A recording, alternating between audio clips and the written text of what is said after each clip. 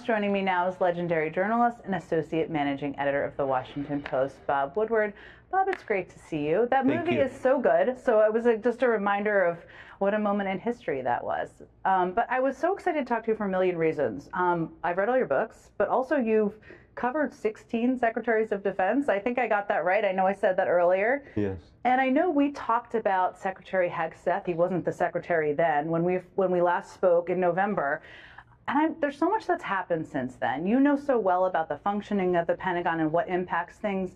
Is there anything that surprised you, and what concerns you the most about what you've seen in terms of his leadership? Well, you need to address the question and think about what is the Secretary of Defense in our system.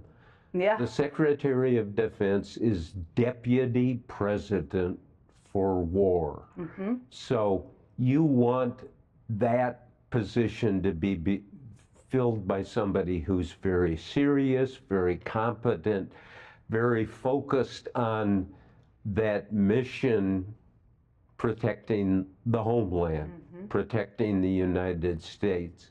And having known and dealt with 16 of them, there is, you can have somebody like General Mattis, mm-hmm. who was probably the most serious person to ever work in Washington. And then, the current Secretary of Defense, Hegseth, it's just too jokey. It's too unserious. And he kind of radiates unseriousness.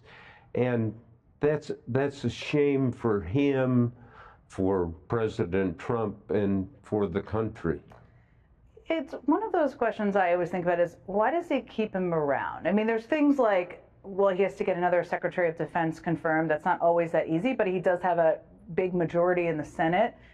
He now, though, has made some big public mistakes. Trump has a pattern sometimes of wanting to control people. Is that part of it? Or why do you think he keeps him around? Well, I think Trump doesn't worry about incompetence. He worries about loyalty. Mm-hmm. And loyalty is the first virtue.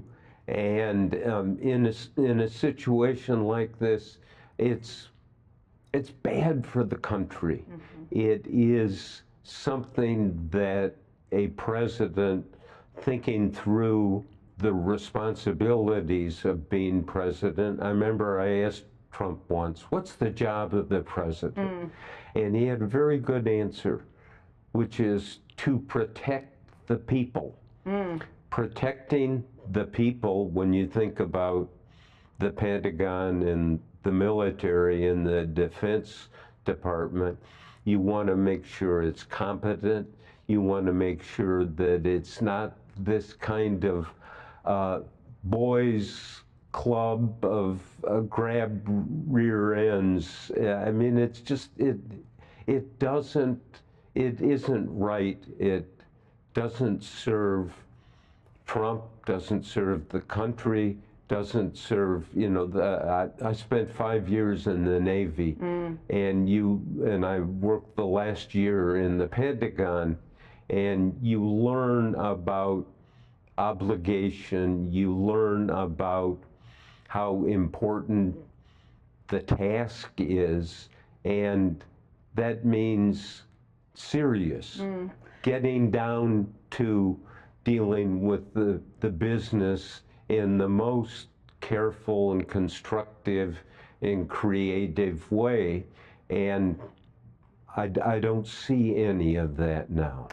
Well, you still talk to a number of people in the Pentagon. I mean, the thing about the Pentagon, State Department, other agencies in Washington like that is that people can serve in them for decades, right? There are people I know, you still know, who have worked for other secretaries of defense. I just outlined some of the people who were fired and quit. They were people Hegseth brought in for the most part.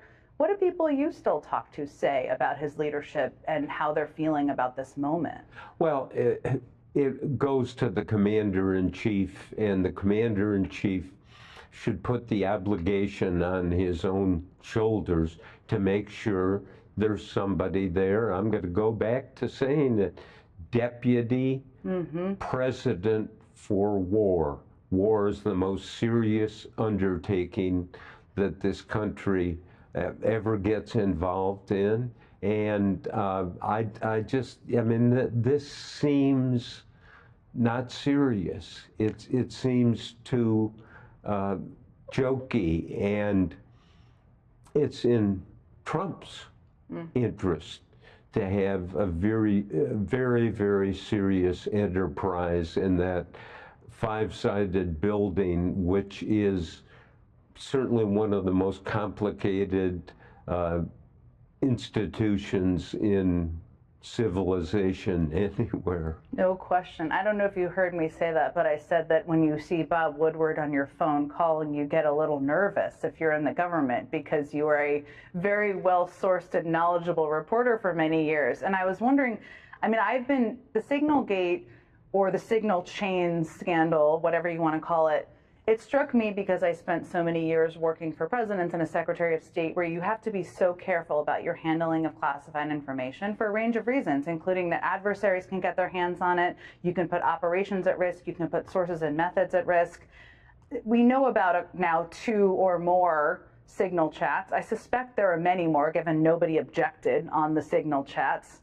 What do you think about this story? Well, do you think there's more underneath it that we should be concerned about? I don't think so, based on, you know, but maybe we'll discover that it had some consequence. I mean, it didn't interrupt the military action that was going to take place and did take place, but it's careless, and it shouldn't be careless, and these people should not be careless. And you know, old rule, leadership starts at the top. Nope. Somebody's got to demand, you know, let's tighten this, let's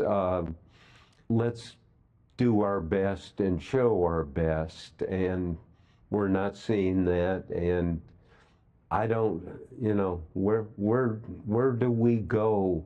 Why do we have this condition? We should not. Trump cares, again, as I say, about loyalty, not competence. And competence is the essence of jobs like this.